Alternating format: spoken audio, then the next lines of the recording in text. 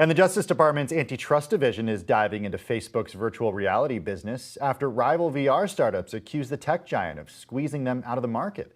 This scrutiny is just the latest in a list of concerns about Facebook becoming too powerful.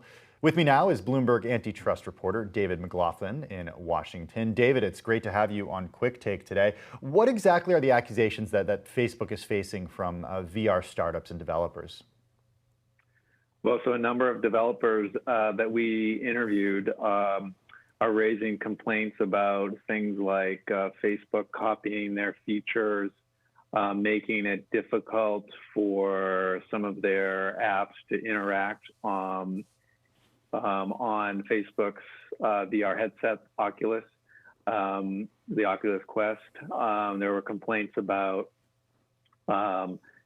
basically the commissions that app developers earn when they make sales on the platform. And a number of these complaints sort of echo criticisms and issues that have been raised about Facebook's social media business. And those have been in the news for quite some time now and have generated a number of investigations. Right, so right. This is a new part of the business. Yes, Facebook, that's what I found so interesting about your piece, David, is that it mentioned this idea of Facebook actually copying features, which is something that Facebook has been doing for years when it comes to Instagram, when it comes to what it's doing on WhatsApp. I mean, just ask the folks over at Snapchat how it goes when Facebook copies stuff. What has been fascinating, though, is that the antitrust regulators, or antitrust advocates, I would say, have focused less so on Facebook's hardware business, this Oculus business that it bought back in 2014 for $2 billion, and rather on Instagram and WhatsApp. So what's been the disconnect there, and what parallels can you see between those purchases of those services and what critics are saying about Facebook and Oculus now? Right. So basically all the scrutiny of Facebook by federal antitrust enforcers and by the states has mostly been on the Instagram and WhatsApp acquisitions, as well as the way sort of Facebook prevented some apps from sort of connecting to the platform. You're using the platform as sort of a weapon, according to critics, against apps that they saw as rivals.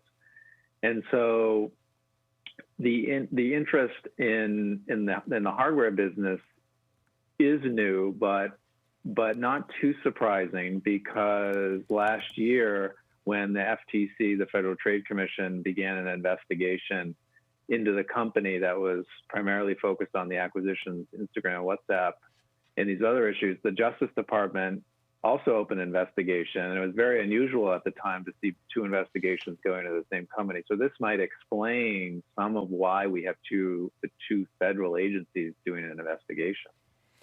Does any of this worry Facebook when it comes to Facebook's business? I mean, the company has done incredibly well this year, and it's done well since it went public, even in the face of so much scrutiny. Right.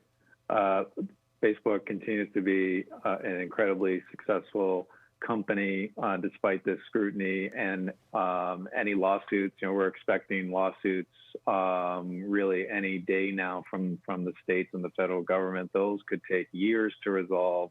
So the impact on Facebook's business might be far off.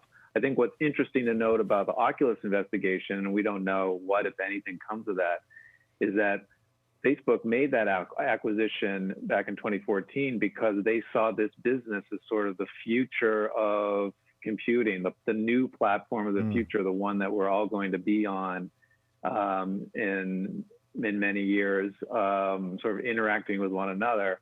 And so this is a business they see as very important to them, especially important to their ad business. Well, we're not there yet, and we're not interacting in virtual reality yet. Bloomberg's David McLaughlin in Washington. David, thanks for your time and for joining us on Quicktake today.